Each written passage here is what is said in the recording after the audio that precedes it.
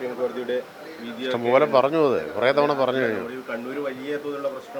കണ്ണൂരല്ല, രാജ്യം മുഴുവനുണ്ട്. കണ്ണൂരിൽ മാത്രമല്ല.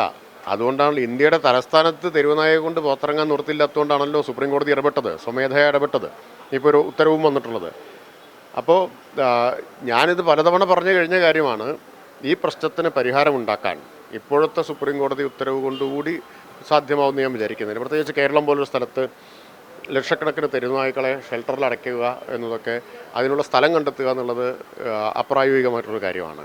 ഇപ്പോൾ കുറച്ചുകൂടി ഫലപ്രദമായിട്ടുള്ള ശാസ്ത്രീയമായിട്ടുള്ളൊരു പരിഹാരത്തിലേക്ക് എത്തേണ്ടതുണ്ട് എന്നാണ് വിചാരിക്കുന്നത്. അപ്പോൾ കേന്ദ്ര ഗവൺമെൻറ്റാണ് അടിയന്തരമായിട്ട് ആലോചിക്കേണ്ടത്. കാരണം ABC ചട്ടം കൊണ്ട് തദ്ദേശ സ്ഥാപനങ്ങളുടെയും സംസ്ഥാന സർക്കാരുകളുടെയും എല്ലാം കൈ കെട്ടിയിട്ടുള്ളത് കേന്ദ്ര ഗവൺമെൻറ്റാണ്.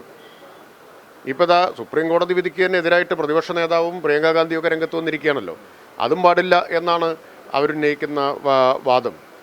അപ്പോൾ എന്താ കേരളത്തിലെ പ്രതിപക്ഷ നേതാവിൻ്റെ അഭിപ്രായം എന്നുകൂടി അറിയാൻ താല്പര്യമുണ്ട്. ഇതുപോലൊരു പ്രശ്നത്തിൽ എന്ത് പരിഹാരം ഉണ്ടാക്കണം എന്നാണ്. ഇപ്പോൾ തെരുവുനായയുടെ പക്ഷത്ത് നിന്നുകൊണ്ടാണ് ഇന്ത്യയുടെ പ്രതിപക്ഷ നേതാവും വയനാട്ടിൽ MP ഒക്കെ സംസാരിച്ചിട്ടുള്ളത്.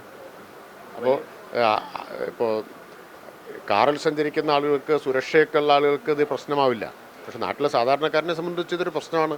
അപ്പോൾ അടിയന്തരമായിട്ട് അല്ലെങ്കിൽ സംസ്ഥാനങ്ങൾക്ക് ഈ പ്രശ്നം പരിഹരിക്കാനുള്ള നിയമം ഉണ്ടാക്കാൻ അനുമതി നൽകണം. ഇപ്പോൾ ചിലരൊക്കെ ചോദിക്കുന്നുണ്ട്, ABC ചട്ടം ഉണ്ടായിക്കോട്ടെ, സംസ്ഥാനത്തിന് ചെയ്തുകൂടെ? ചെയ്യാൻ പറ്റില്ല എന്നുള്ളതാണല്ലോ പ്രശ്നം.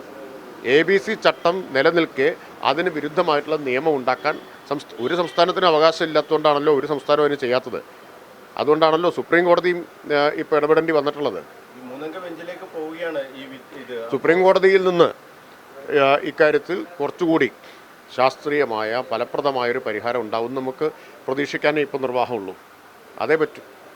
സുപ്രീം കോടതിയുടെ ഉത്തരവ് ഇക്കാര്യത്തിൽ പരിഹാരമുണ്ടാക്കാൻ സഹായിക്കും. ഏറ്റവും ചുരുങ്ങിയത് സംസ്ഥാനങ്ങൾക്കെങ്കിലും സ്വന്തം നിലയിൽ നടപടികളുമായിട്ട് മുന്നോട്ട് പോകാനുള്ള അധികാരം അതിലൂടെ കിട്ടുമെന്ന് ഞാൻ പ്രതീക്ഷിക്കുന്നു.